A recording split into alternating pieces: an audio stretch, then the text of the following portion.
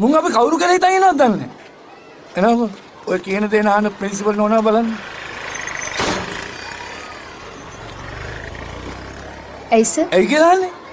ඔයා මෙතන ප්‍රින්සිපල්ද? හා? කෝකලංගේ ලොක්කේකෝ? ඔහොම පොඩ්ඩක් ඉන්න. නෑ නෑ ඔයා පොඩ්ඩක් ඉන්න කියලා කියන්නේ ඔයා කවුද මෙතන? ළමයි එන්න. මාව නවත්තන්නවා.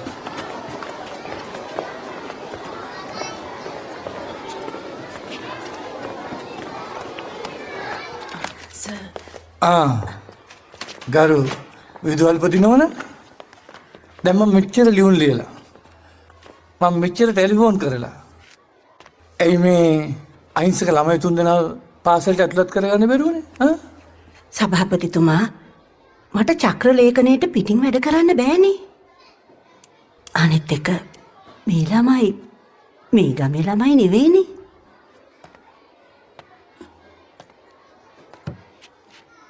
එතකොට මේගොල්ලෝ මේ රටේ ළමයි නෙවෙයිද? මට මිස් මට චක්‍ර ලේඛන මට වැඩක් නැහැ. තේරුණාද? මේ මගේ බල ප්‍රදේශය. මං ඡන්ද 8022 මං කෙලින්ම මිස් වැඩි ඡන්දෙන් මං ආවේ. ඔයා කියන විදිහට මම වැඩ කරන්න නෙමෙයි මෙතන ඉන්නේ. කරුණා කරලා ඔයාට බොහොම කරුණාවෙන් කියන්නේ. ගන්න නම් පොත. කරුණා කරලා මේ ළමයන්ගේ නම් තුන කෙලින්ම ඇතුළත් කරන්න ඕනේ. තේරුණාද? ඔයාගේ මුරණ්ඩුකම් මට වැඩක් නැහැ. ඔය නම් පොත ගන්න. කරුණා කරලා ඔය නම් පොත ගන්න. නම ඇතුළත් කරන්න මේකේ. සභාපතිතුමා මට මේකට ඉඩ දෙන්න බෑ. මෙතන ක්‍රමයක් නීතියක් තියෙනවා. අපි දේශපාලඥයෝ. අපි නීතිය හොඳට දන්නවා. තේරුණාද?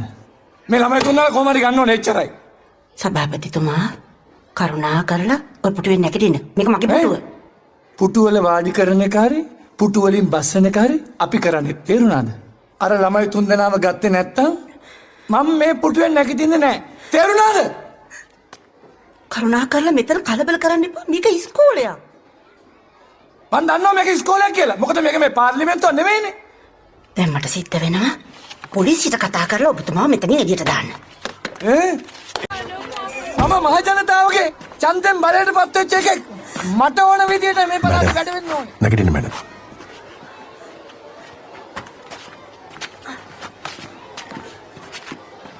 පොලිසිය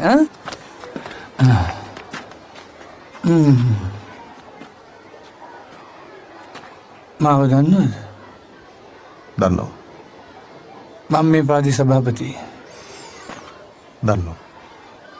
අපේ පක්ෂයේ මං ආසන සංවිධායක.